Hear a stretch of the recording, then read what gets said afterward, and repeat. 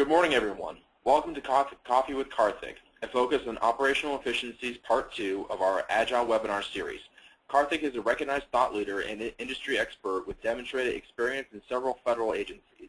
He has authored the iADAPT Agile practices and the Agile Maturity Model assessments for WBB, as well as manages the solutions development and innovation of emerging IT markets in cybersecurity, mobile computing, cloud computing, big data, and Agile practices. He has managed several Agile system releases during his tenure in the private sector, as well as leading Agile Transformation support for DHS, USCIS, and DHS ICE in their IT transformation and infrastructure modernization efforts. During this session, your microphone will be muted. Please type in all questions in the comment section and we will answer them at the end. Following the webinar, an email will be sent to you with a voucher for your coffee card. Welcome, Karthik. Thank you, Brian. Good morning. Welcome, everyone, for the Agile iADAPT series. This webinar, we are going to focus on operational efficiencies. I'm going to give a little bit of introduction to the webinar, and then we're going to go through the Agile iADAPT, recap on that. And then we're going to actually focus today, more on requirements management, our maturity model that helps on the continuous process improvement. And we're actually going to focus, away from the traditional areas where, every agency focuses on Agile transformation. We're actually going to talk about how do you do continuous integration and continuous delivery using Agile practices, configuration management and sprint build and deployment processes. We're also going to talk about testing and test automation in an Agile environment. A little bit of introduction about the company. We're about 400 plus employees. We provide full range of labor categories and service a huge array of customers within Homeland Security, pretty much all the components within Homeland Security, and then similarly across all the components within Department of Defense, and also on federal civilian side with Justice, VA, NOAA, and NASA. About 45% of our business is focused on defense, another 45% on Homeland Security, and 10% on commercial and other agencies. We've been around for about 32 years now, focusing on defense, aerospace, homeland, commercial, and federal. What is a typical requirement, from an agency standpoint, on Agile and operational efficiency? Definitely they want efficiency, improve the benefit to cost ratio. From spending millions of dollars, I expect the benefit of the business futures delivered from the agencies and the programs. And as a WBB enabler, we have a roadmap for continuously integrating and continuously delivering those capabilities at a faster pace using our Agile methodology. You want quality. Speed is not just enough. We want quality along with the speed in terms of Agile processes that comes up. We want to improve the confidence in the systems developed and released. And how do you do that? You want to implement continuous testing, continuous and automated monitoring, automation in terms of testing, and you want to support that with a strong team of experts who know and who can guarantee that quality. Cycle time. You want to improve the speed and scalability of those deployment pipelines. You no longer can wait that 1 year or 2 years to get that first system release out. You want that faster, and you want to make sure that it is scalable for future needs in terms of volume increase. How do you do that? You want a very strong foundational configuration management, and you want to be able to automate the processes so that you're able to get that speed in terms of operational efficiency gains. And you want to implement continuous process improvement. Visibility. You want to improve the traceability, predictability, and control across all stages of the processes in a systems engineering lifecycle, as well as in the supporting processes. How do you do that? WBB implements process monitoring. We have sprint retrospectives, that gain visibility in terms of what happened in the previous sprint so that we can implement that into the future sprints, and establish key performance indicators and performance measures. Agile and WBB enablers for agencies, transforming into Agile is all about collaboration. You want to improve the speed and agility of the feedback mechanisms from your business stakeholders, from all the field users, where you're trying to deploy the systems or implement a capability. And how do you do that? You want to make sure that your development teams and operations are integrated, and there is a culture of collaboration that exists, between these teams. You also want to make sure that there is a continuous delivery liaison, that works, with both these teams, both the development and the operations teams, to get that in place. Our iADAPT methodology, I'm going to quickly browse through, most of this I've already discussed and touch base in our part 1 series. Typical client issues, cost, schedule, performance, and they want to transform and transition to Agile. Organizations have put together a roadmap, but they don't know how to execute it, and they want to get their workforce trained and aware of the Agile processes. Typical problems with programs, they're behind schedule, or they are having cost overrun issues. You want to get incremental build, deployment, and configuration management processes. Acquisition processes are typically top-down, structured, step-by-step, going through gates, that cannot support an Agile process. You want to make changes to those. And you want to make sure that the service management functions, whether you're adopting ITIL or any other, service management processes, they align to the Agile process requirements. Architecture is a huge concern. You want to make sure that architecture stands as an enabler for Agile transformation, not as a roadblock. Typical issues that an agency faces, you're not getting your system releases out, you're not being responsive to business, you have big upfront requirements in design and ton of requirements documentation that is preventing you from moving forward into design and development faster than expected. Long gate reviews that is pushing you back in terms of schedule, and your operations and maintenance, state of these projects are incurring more cost, much more cost in the life cycle of that project than what a typical development cycle takes. What do you need? You want to work on how we operate these programs, how we operate these systems, how we build and deploy these systems, while we are doing what is required to take care of our current business. We have very high priorities, mission critical, systems, and significant pressure from our business stakeholders to meet those goals. What does WBB's Agile Transformation approach guarantee? We define those business goals and objectives, for you, and your client, and for your business stakeholders, and we map and evaluate that against our Agile Maturity Model using our AMM, and we define a roadmap that takes and progresses through the stages to get you through the desired state. And here is another slide that describes that. What is iADAPT? iADAPT stands for Iterative Agile Development Approach for Process Improvement and Transformation. What are the benefits of iADAPT? Well, it's a controlled development approach. It's a methodology that works with you to reduce your cycle time, get at least a savings of about 30% on time, thereby, improving your project schedules and program schedules and proportionate cost savings. You want to make sure that you're seamlessly transitioning and transforming and tailoring and adapting, from your traditional, development approaches, which is mostly waterfall.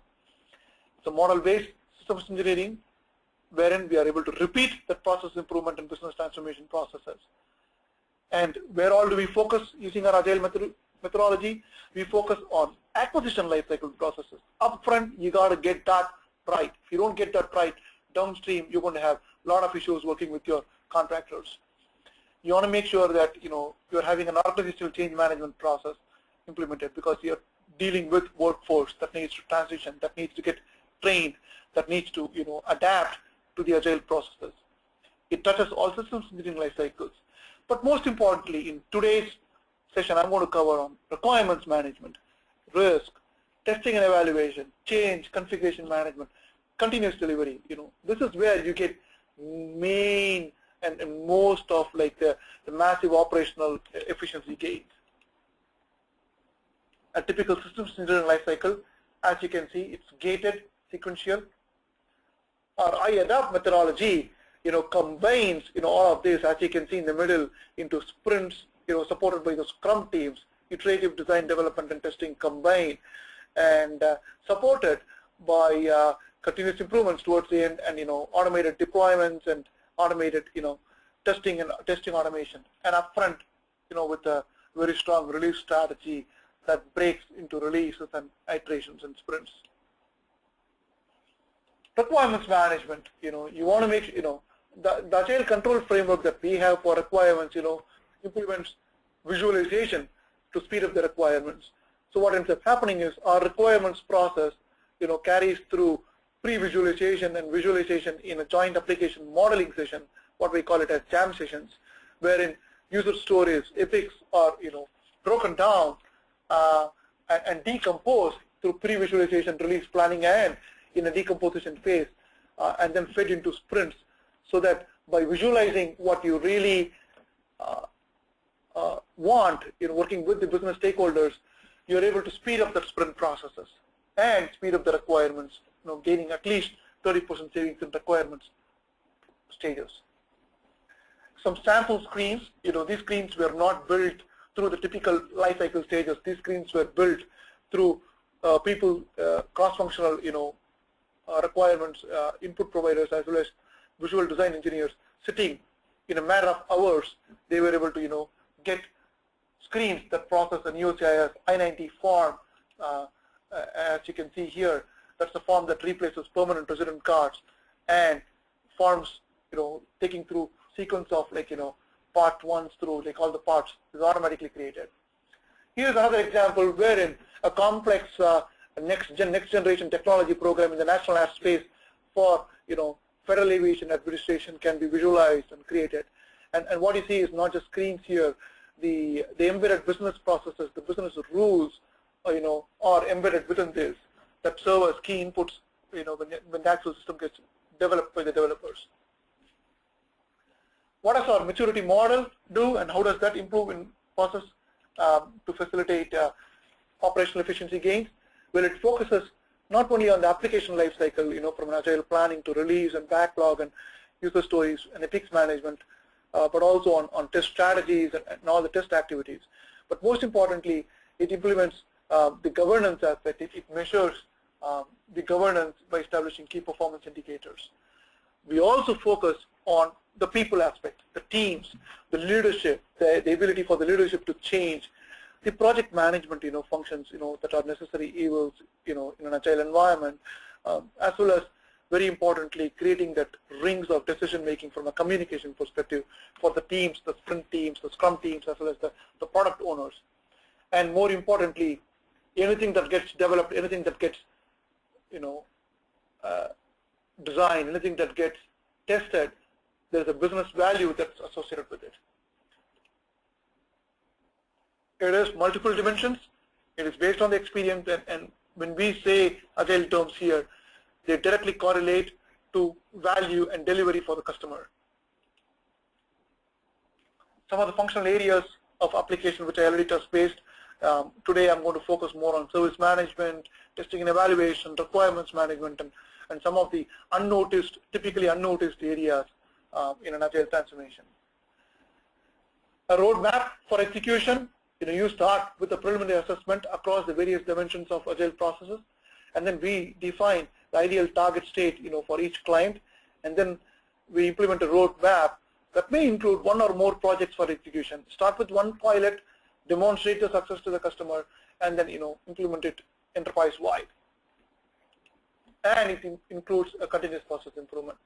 5 stages of WBB's Agile Maturity Model, from level 0, none, to Agile Initiated, Agile Practitioner, Proficient, and Expert. And each one of those means something, and they are measurable directly. How we measure across 10 different practice areas, shared responsibilities, build, requirements, testing, how we are responding back to the customers, assurance from a information quality assurance standpoint, how simple are we developing these systems and capabilities, configuration management, how are we implementing communication within and outside to the teams, and implementing governance.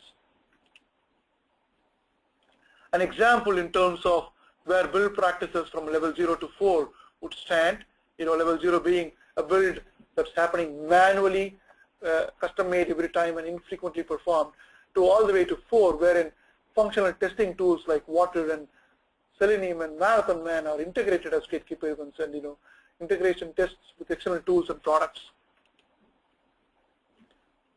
Another example in terms of how we will measure communication across the 5 different stages all the way from progress updates from management to the team, led by meetings to level 4, wherein the business participation is non-invasive to the team. Continuous integration and delivery. How are we going to align those to the Agile processes? How can WBB's Agile Transformation support help in continuous integration and delivery, to support Agile practices? Well, you want to have your goal never be more than one failed test away from a working system. And how do you do that? You practice that. You implementing those practices such as developers must check in all the code at least once a day. And you want to make sure that you are building the entire code at least once a day. You run all the tests, or at least the selected smoke tests, every day. And you fix any broken build, and that is the most highest priority task, that you give. By doing that, you're always one failed test away from a working system. Typical iterative, continuous delivery and continuous integration and continuous build process. What are the benefits? You're able to find the defects very early. You're able to easily fix it and find it and fix it. You always have a working system version, or at least one failed test away from a working system. That way around, you're avoiding that integration phase, towards the end of sprint. People take for granted they develop in discrete phases and in sprints, and then towards the end they have 3 or 4 of those sprint integration phases, that take longer time. And what ends up happening is it pretty much eats up the benefit of the upfront processes that you put together. By having a continuous integration process and having a goal of one failed test away from a working system, you are avoiding that integration phase. Very, very important. And this is where, again, like I said, one of the most important, operational efficiency gains come. Continuous integration demands automation of build and most of the tests. And how do you do that? You implement test frameworks. You implement tools that I've listed here. And how do you implement a continuous delivery process for federal agencies? You migrate from a baseline process to a standardized process to an optimized process across build, test, deploy, and gaining visibility and performance management across those. Classic example in terms of build, you have self-service builds and artifacts are stored as a baseline, whereas in an optimized build environment, it's an end-to-end automated gated builds, and there are multiple build servers and configuration integration and continuous integration servers orchestrate VMs. An architecture a diagram depicting continuous deployment pipeline for you. As you can see from the top left there, you have the development environment wherein source controls use tools like JIT. You're using Jira to track all your issues. Working with Rally Track, and your integrated development environment sits in using Eclipse. But then the build automation happens through continuous integration. Your build scripts, package it, get it out, upload it, and then it goes through automated tests using tools like DB-Unit that test your automation processes. Moves on to the migration and deployment automation, wherein you're using Chef, you're using JIT, and you're conducting like smoke tests, Seleniums to like get, manage the source control, as well as get the deployments out faster. And to the right, you see all those environments, the prod, the production environment, the pre-production environments, your UAT environments, system testing environment, as well as the staging environments, that provide that continuous deployment pipeline support. One of the things that I talked about very early is collaboration. How do you make sure that the development team is collaborating and there is a continuous, development feedback that happens? The way you do that is through an integrated development environment and implementing tools with very targeted reports, to pinpoint issues. You want to be able to automatically notify CI failures and new work assignments. You want to make sure that the JIT repositories are maintained, in a local and master configuration to make sure that you're minimizing the merge conflicts when you need to merge several components in a development environment. Configuration management and sprint builds, how they are aligned to agile processes. Another important component. How do you do that? Again, it's got to have an integrated source control. And how do you integrate the source control? You integrate the source control through tools, through intelligent grouping of those source code items, for each work item. And you also want to make sure that you are creating sandboxes, both at the local level as well as at the master level using, tools like JIT. And you want to make sure that you have provisions to be able to go back, if a CI failure happens, automatically be able to reverse to the last working good version. And you also want to make sure that there is gated automatic merging that happens through, staged hierarchy, for those oriented developments without any chaos. I already touched base in terms of ability to revert back and retarget those changes. These are very important from a configuration management perspective. Automating the build, automating the sprint build processes, you do that through 3 ways. One, continuous integration build. The CI builds are continuously integrated, and nightly builds. You want to make sure that you're doing those nightly builds and you're one step away, fail step away from having a good working version. Sprint builds, you're doing all the sprint builds, it's launched manually, switches the JIT repository, and then you're able to deploy a smoke test environment and then run the smoke test, and then boom, you get your sprint builds, that are deployable to the environment.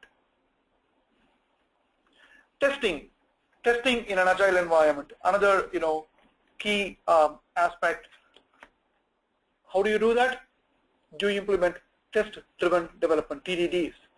Never write production codes except to fix a failing test. And what is a test-driven development process? You are writing an important unit test for functionality you need. You run it, you watch it fail. If it happens, you fix it. Write just enough code to get that test and all previous tests to pass. And you continuously refactor that. Repeat this until you can't think of any more tests and all the task is done. And the done here truly defines and correlates to the sprint done, the agile done and done definitions. What's the point?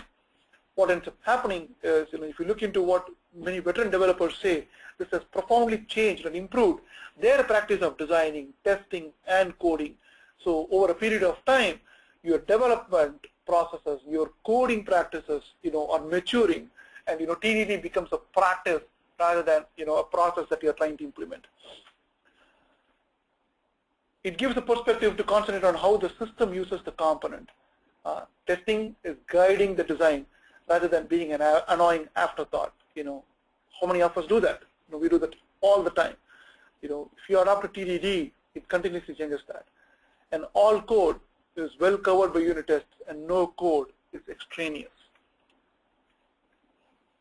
Refactoring, which I already touched, you got to continuously improve the design structure without changing the functionality.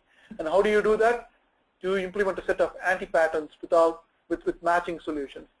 These are typically awkward structures, or detailed procedures for fixing the problem, and it prevents careless errors. There are also refactoring tools, that you could use to automate the procedures and leverage some of the benefits. Again, TDD gives teams the confidence to regularly scrub and code the design. How do you implement test automation? I mean, you could do it using Selenium, testing, which supports multiple development usage patterns. You're able to establish smoke tests early.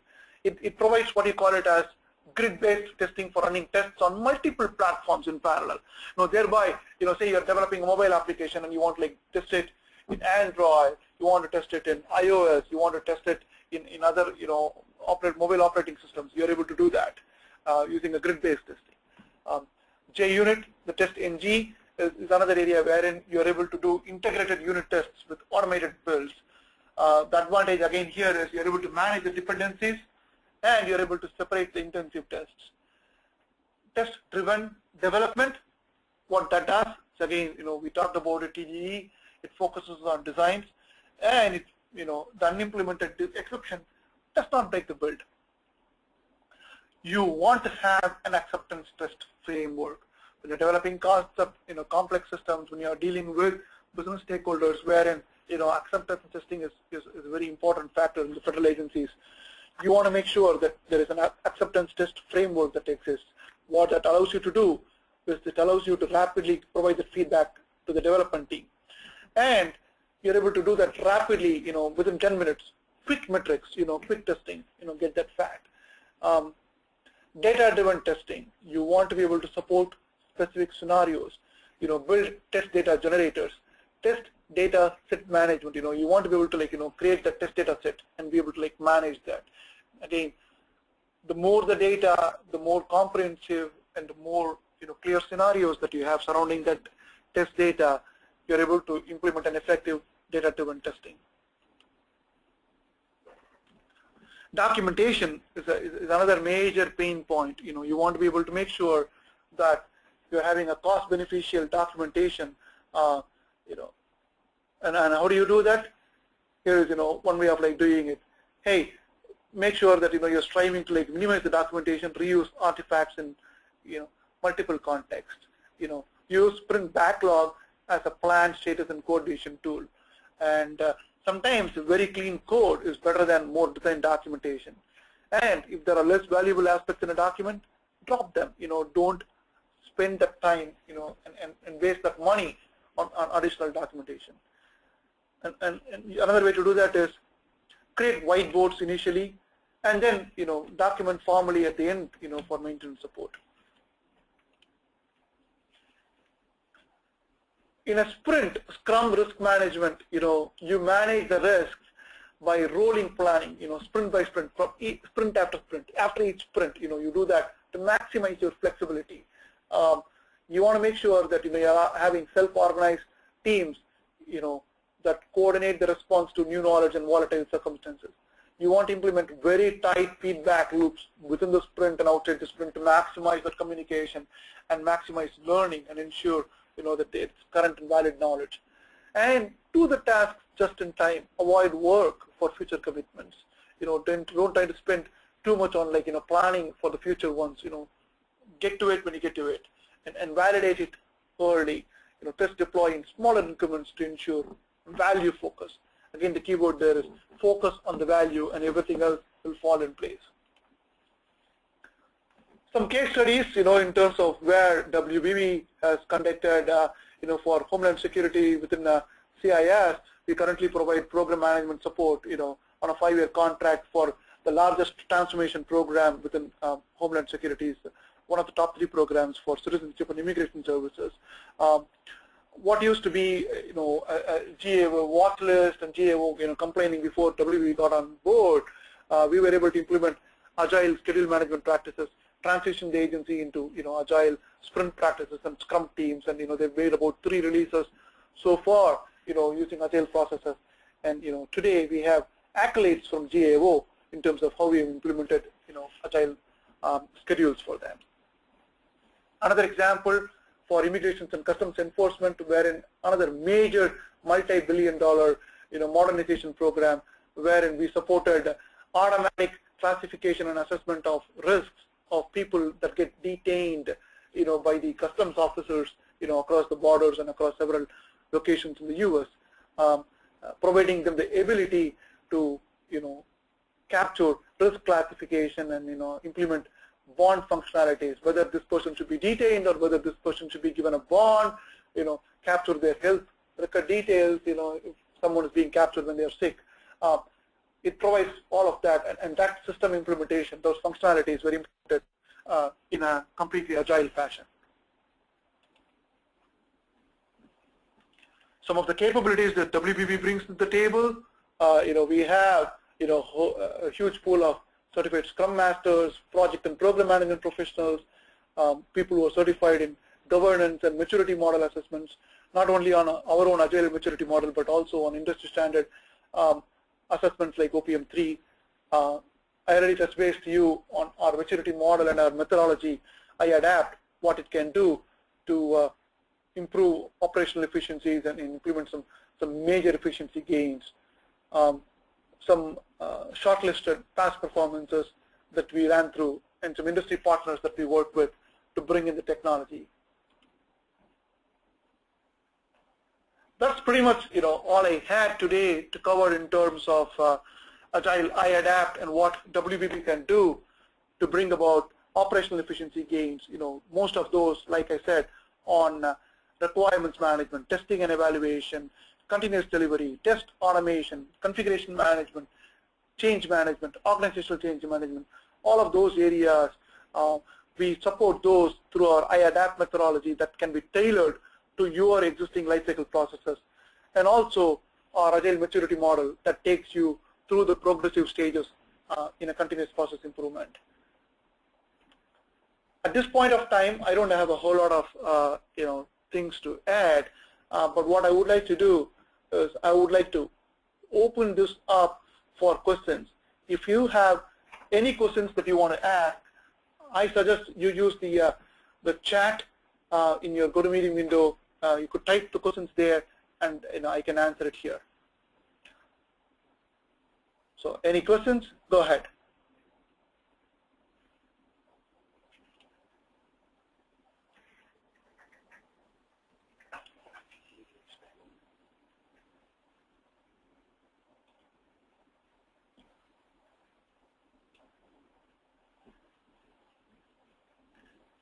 I have one question here.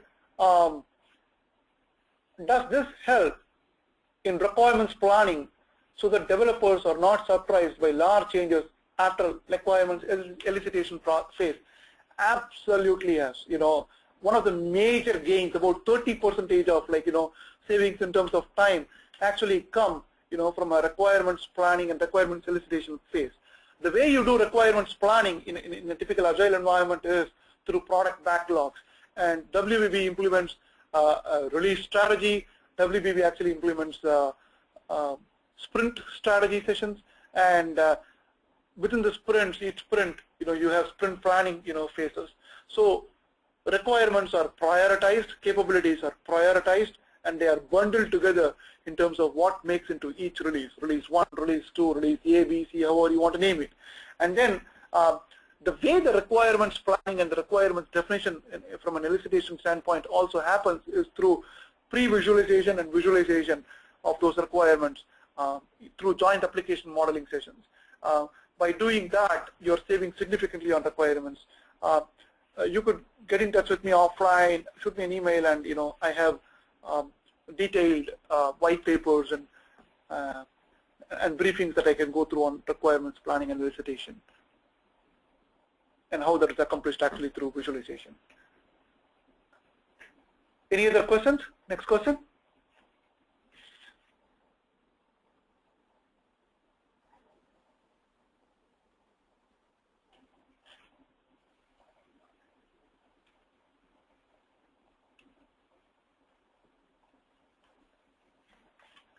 Going once,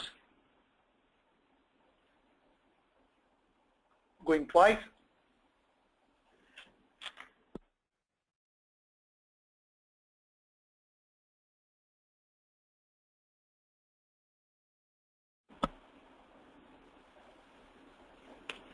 How do you prevent the number of requirements per sprint getting too big? Again, excellent question. The way you do, in terms of the number of requirements per sprint, each sprint cycle is typically 2 to 3 weeks long, and nothing more than that. So what ends up actually happening is, you use something called as focal planning. So, say assume that you are building a mobile phone, and the very first version of a mobile phone, you're looking at, hey, the front-end applications, that you want it launched, within the mobile phone, the screen, the actual, ability to make, phone calls. Those are the very minimal functions, that you want to build. You start estimating those, and the highest level of requirements is called epics, and then it, gets broken down into user stories, and then you assign points, story points to each of those stories, to each of the functionality within those big requirements, and then you bundle that up. Now you've gotten an estimate, and these estimates can be in terms of, hey, I am talking about coffee cup sizes. Is this a small requirement, medium, or a large requirement? You could even do that like that, or you could use poker cards to assign, points. Hey, this is 6 points, 5 points, 9 points. You could do that. Or, people use shoe sizes, any of those things. And those are used to, club. And then based on the priority that these items are set in the product backlog, these requirements, based on the importance, mission criticality, don't make it into the sprint. Each sprint is time boxed. You're not trying to squeeze, based on the number of requirements into the sprint cycle. What can be accomplished within 2 to 3 weeks is what is fit within that sprint. If that answers your question, again, I can go through a little bit more. iADAPT help decide scrum size. Yes, we have clear guidances in terms of what, how, from a scrum size here, I'm not sure if you're asking the team of the scrum team. We define the type of the composition, of cross-functional members that need to go into the scrum teams, the kind of various roles and responsibilities that each one of them play, the size of each sprint based on the complexity. What we have actually some rules and guidelines, in a briefing that actually go much more in detail in terms of how Scrum practices needs to be implemented for federal agencies. I actually have about a couple of write-ups as well as a huge set of briefings that go through in terms of how do you implement Scrum, specifically Scrum for federal agencies. So I can go through that again, much more in detail offline.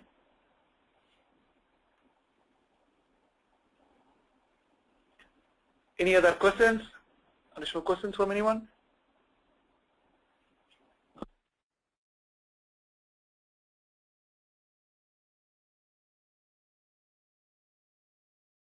Part 2. Thank you for attending part 2 of WBB's Agile webinar series, A Focus on Operational Efficiencies. We hope you've enjoyed this session. If you have any additional questions, you may contact Karthik through the information shown on the screen. You will be contacted shortly with your coffee gift card. Thank you and have a great day.